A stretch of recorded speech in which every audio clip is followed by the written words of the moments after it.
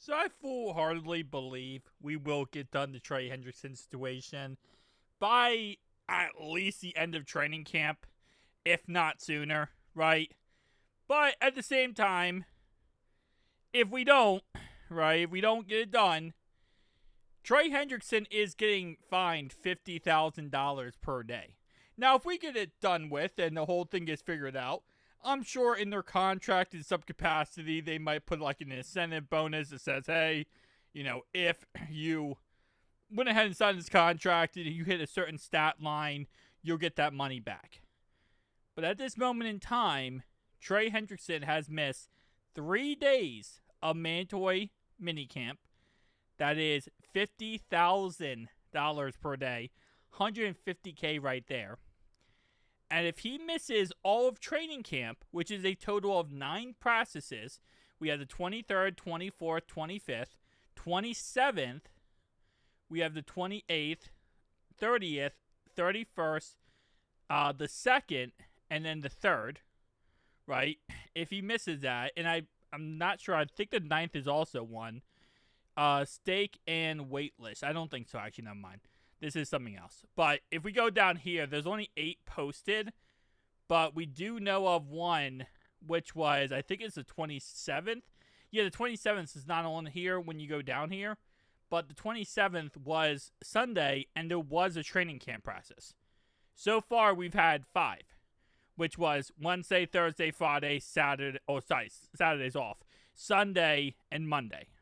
So anyway, if he misses all of them, which is a total of 9, he will be charged $600,000 for missing all the processes, plus, obviously, combining the two, the mandatory minicamp and the training camps, he'll be charged $600,000. So $450,000 for training camp, $150,000 for mandatory minicamp.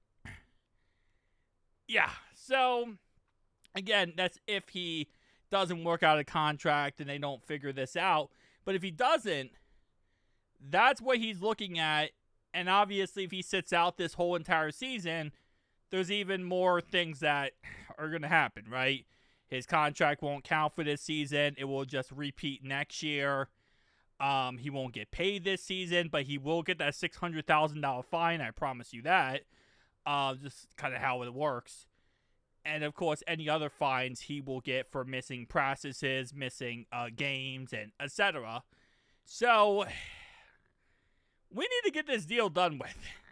Because right now, apparently, we have everything done with this contract except for guaranteed money.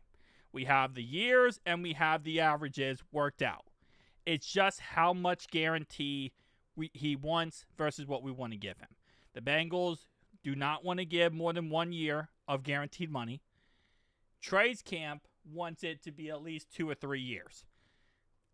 Until we get a clear cut, like they come together and agree on something, we're kind of in this gray area, which I said yesterday, and I'll say it again. It's so frustrating because we're so dang close to it being done. We're so close to this whole situation being done with, and we can just move on and worry about football. We're so close, but not there. Not there yet. So if they can't work out this guarantee stuff, we're going to be talking about Trey Hendrickson, $600,000 fine. Now, if he does play this season, with that being said, he will make $15.8 million, which is his base salary. So if you want to take it like this, because keep in mind this salary cap number is his prorated signing bonus, which he already got paid. So it just prorates it over 4 years, but he would be making $15.8 if he does play this season and says whatever, I'll just play even without a contract. He would then get $600,000 less than this $15.8 because he would be fined at $600K.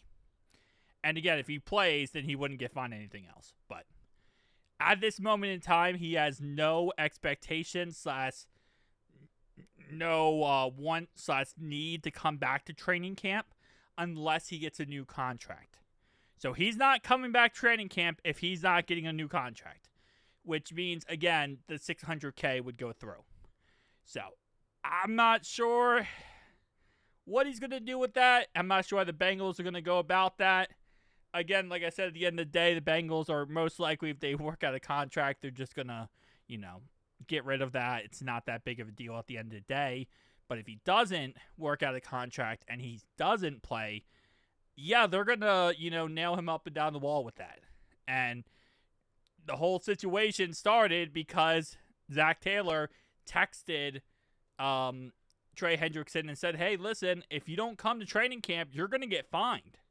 If you don't come to these practices, you're going to get fined. Like, this is what started the whole, turmoil between Zach Taylor and Trey Hendrickson. Obviously, now it's a lot better now that the contract is actually getting worked out. But that's what started the whole entire thing. So, it's a mess. It's a mess. But hopefully the situation gets figured out, and hopefully this is all a nothing burger, and we get this contract done way before season starts. And at the end of the day, this all just gets thrown out into the void of nothingness. But still a good chunk of change, man. $600K is not. That's nothing. That's not nothing. Guys, just said double negative. $600K is a lot. Even for an NFL player, I'm sure Trey does not want to throw $600K down the drain, But tell me down below your thoughts, opinions. See you guys next one. Peace out.